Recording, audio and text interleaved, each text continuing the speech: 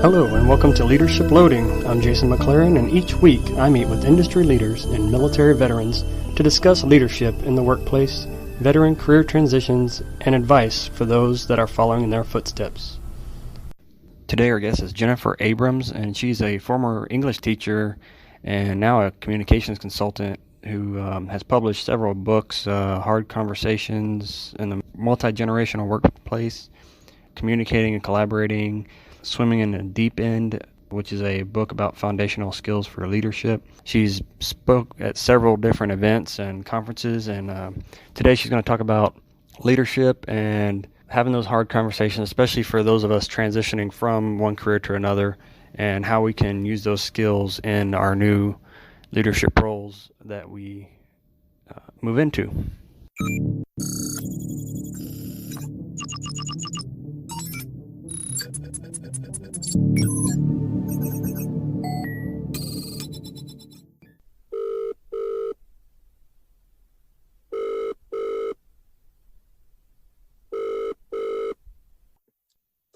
Hello, everyone. It's Jason McLaren, the host for Leadership Loading Podcast, and I want to welcome our guest today, Jennifer Abrams. She's a consultant on employee support and supervision, and she's going to talk to us today about what that is and how she helps people become better leaders. Jennifer, can you introduce yourself and tell us a little bit about it? Yes, and glad to be here. I have been I've been a classroom teacher. I've been a coach of new teachers. I've been a coach of administrators, in-house 26 years in a district south of San Francisco, and left that 5-6 years ago to become a consultant who now works across industries, across the world on employee support, inducting people into your workplace, orienting them, supervising and supporting their development, supporting leadership development, and have written a number of books about the adult-to-adult communication in the workplace. So it's been super fun to do that, and I'm on my way, for example, to Shanghai on Tuesday to do some work with that. Great, yeah. Yeah, you were talking about your books. You have several books that are about hard conversations, like you said, in multi-generational workplaces. I know myself, I'm right on that line of being the millennial to the, what are we calling it, Gen Z or? Well, are you a millennial that's on the border of becoming sort of a younger person? So you're like getting at your early 30s, but not in your 50s. Mid 30s, yeah. Mid 30s, right. So yes. So you're right there. You're a millennial. Yeah. And that is okay. Yeah. That is fabulous. Well, yeah, so tell us more about that. I know I was in the military, and that's what a lot of these listeners are going to be in military. So yeah, obviously a lot of millennials with some older guys about to retire. Like I would have been retiring this year. So we're going to be getting thrown into a new workplace of these millennials that are either going to be our bosses now, or we're getting thrown into a workplace where we're supervising millennials. So thoughts on that? That's first off, shifting from the military to business is its own field trip. You got to take field trips into a different way of looking at the workplace, right? And how hierarchy works and who makes decisions and how things kind of get rolled down. And that, I think, did happen in a specific way in the military. And I hope it did, because we want people of all generations to kind of get on board with a given vision and a mission, regardless of age. That won't be the same in corporate as it sure wasn't in education. And when I think about millennials in the fields in which I work, I think of incredibly high performing, very progressive, very tech savvy, and very able to communicate their needs, their wants, and their hopes and aspirations for moving up and being on teams, and have no sense, and I'm not saying it's a bad thing, I'm saying that we always told you, if you were a millennial, you could be anything you wanted to be. We gave you a lot of opportunities. Your parents, in many, many instances, were able to be more present and supportive. And I'm talking really middle class families and on. And they can vote you off an island, vote you off Dancing with the Stars, upload a Yelp review, create an app, and don't sort of see sort of the differences in how maybe somebody else is looking at the world who's 50, because they just say, well, I should be called, Jason, and I should have just as much involvement. And some people in certain situations are going to say, wait a minute, you can't shave. You're too young. You haven't sat in the chairs yet. What are you saying? And so I think there is a need to understand where other people are coming from generationally in order to collaborate and create community. And generational filters are but one of so many filters that we need to understand that people have in order to be better leaders. So that's a big deal in the work that I do. Definitely. And I think that's helpful to those of us, especially like myself. I was a frontline supervisor, got out, had to start back at the bottom. I had, older gentlemen supervising me, and then I immediately was in charge of the older gentlemen, so I had to kind of flip that on the other side. Yes. It's awesome. It's a big shift. Yeah, and there's some ways to look at how people are coming at that and how to build your influence and your credibility and your language, workplace savvy. There's a lot to unpack there. So it's really it's a fun piece. Yeah, definitely. So you have a workshop on building capacity for aspiring leaders. Mm-hmm. I was reading some of the elements. I like that one of them is the element of leaders leaving their legacy behind. Mm-hmm. And how, as leaders, especially those of us that are not starting our own business, how can we leave our legacy behind? Mm-hmm. So if you're not starting your own business and you're working within an organization, the organization has its own values and its own ways of doing things. And hopefully you mesh pretty well with that. And the question then is, you and the organization, as you're retiring, how do you want to induct people into that organization or that profession? What do you think are the mindsets? What do you think are the skill sets that you feel like you want to support a younger person in developing in order to feel like you left some good skills and values in that organization? And that means that you have to be in my opinion, a space of, we're not just doing the job of the organization, we're not selling cars, we're not doing surgeries, we are doing all of those things, and we are growing the adults that are working in that workplace. And I believe that there is an obligation and a responsibility for those that are working in the workplace to actually talent develop those that are in the system, not just for monetary gain for the organization, but that we're trying to grow adults who we can leave in situations that we're going to retire from and have the world be a better place. So we talk about what would that look like and sound like, and then how do you build up your skill set as a leader to understand and grow the adults in the system you're working in. That's all good. It's heavy. Yeah. I like those kind of workshops where we're getting into all that and building our leadership skills. Yeah. So. All right. Doing research on you, I was looking at your blog post, and there's one. It's titled "Living in Our Path of the World." Mm. And I don't know that was that. Okay. I write so many. So there's a quote in there. It says, "We can't bring our childhoods into the workplace, and we have others to take care of. We should be grown-up adults, and we must bring our whole selves to work, including our wounds and childhoods." Mm-hmm. As I was reading that, obviously the childhood thing, you kind of talked about that just a minute ago about we're developing adults. Yeah, I'm not saying you don't bring your childhood. I think there was a undercurrent of that there are people who say, we're here, we hired adults to be here. You shouldn't bring your baggage, your wounds, your childhood, your triggers, your emotional wounds into the workplace. And I think that that is an unrealistic expectation as a rigid determinant. I'm not saying that we don't have work to do and you shouldn't get on with that, and we should be able to manage when we have a trigger. That's what I'm saying. I think we need to acknowledge that people bring their whole selves to work.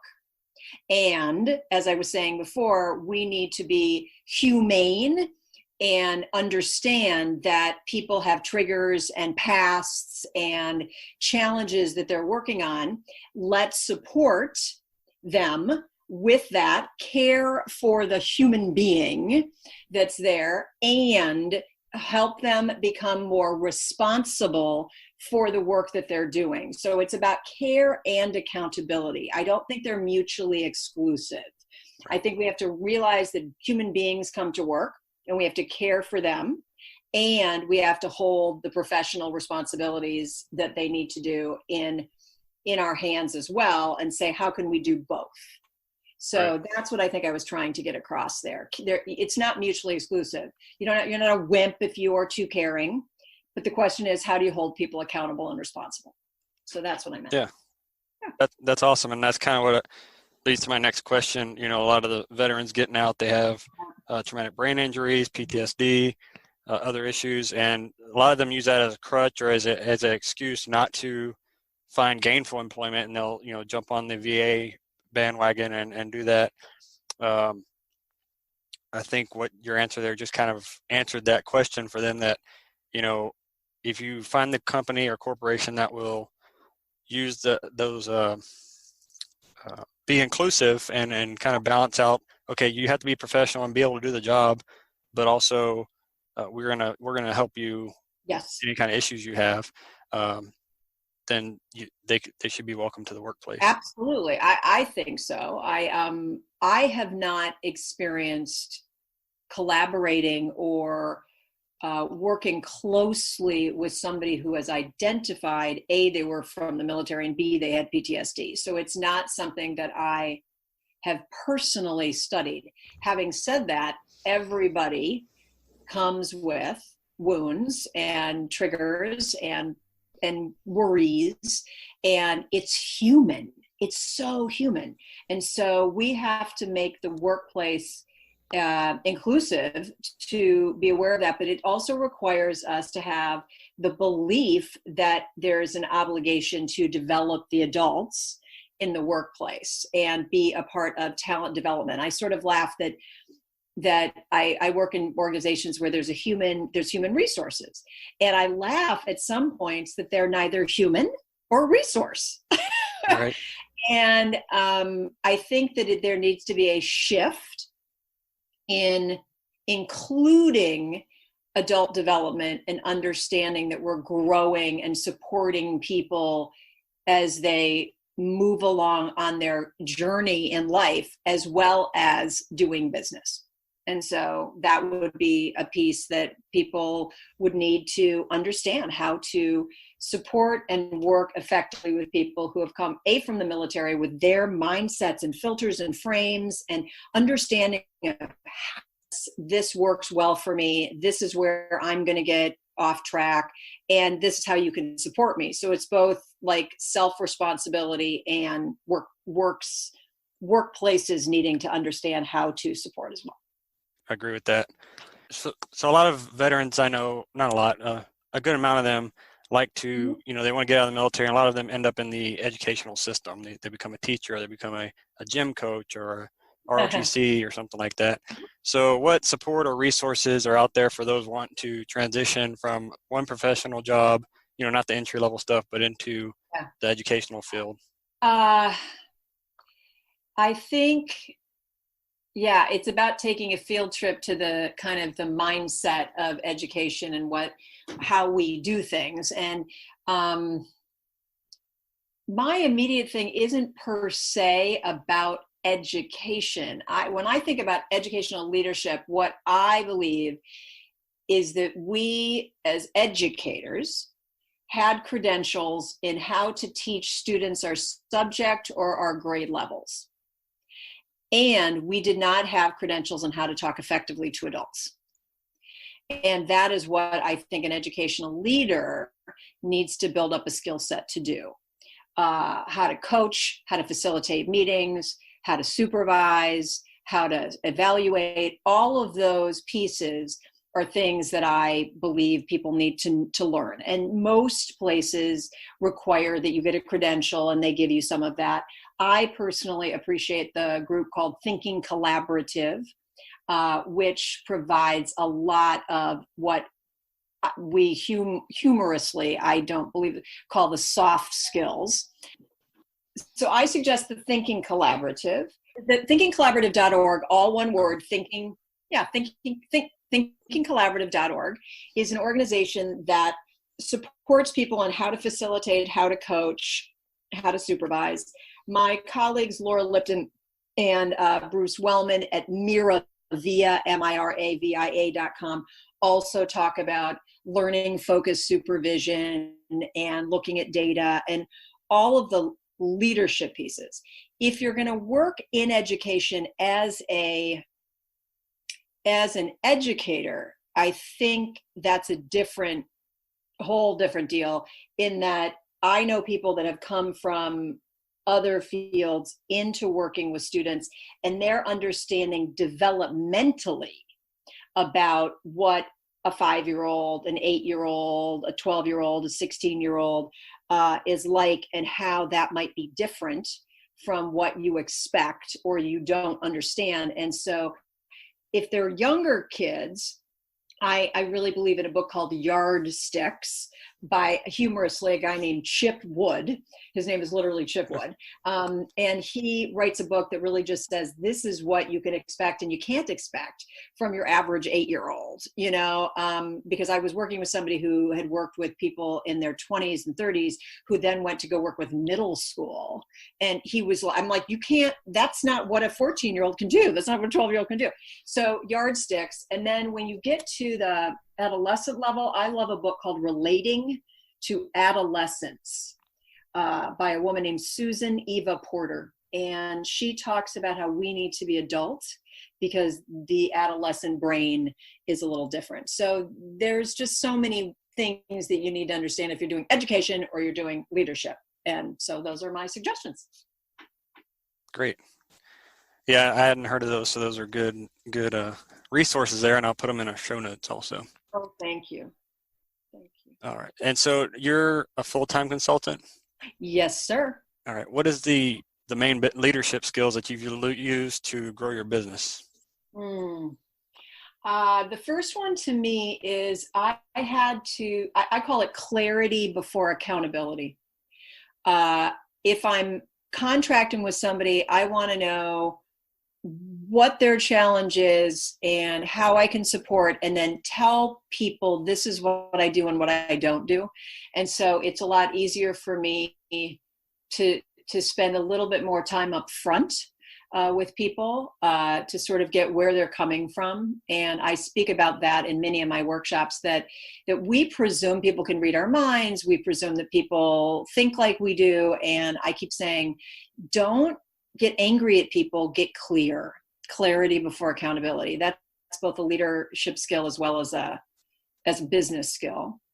The other thing I think is both is aligned with what I just said. Don't think that people think like you.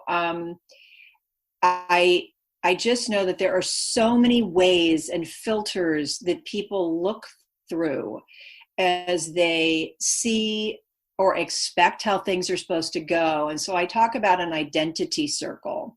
I talk about age, race, socioeconomics, religion. And I've got people who say to me, that's very personal. I don't know that I'm not going to give somebody a survey. And I say, it isn't about giving people a survey. It's about realizing that all of them influences how they come to work. and to understand that, and to realize that you don't think like they do. And so to me, that's like, I always want to take a field trip to their life as much as I can, so that I don't step in problems that I don't need to step in. And so, for example, a client said to me, "You're coming to our state in 2 weeks. Let me give you the lay of the land about what's going on just statewide in education. Here's where they're upset. Here's where they're worried. Here's what they're thinking. Now, you're going to also have these types of educators in the room. This is what so people are trying to kind of give you, kind of a context. And I think as a leader and as a business person, I need to know that, or I'm going to step in a lot of, dog do when I don't need to. Yeah, definitely. And it's going to help them faster. Right. But I got a lot of people who just say, "Oh, you're just going to hire me to do this. I'm going to come in and just do blank." And you do it to them. You try to fix them. And they didn't need that. So that's where I go, slow down. It's all good. You have something to offer, but ask what they need.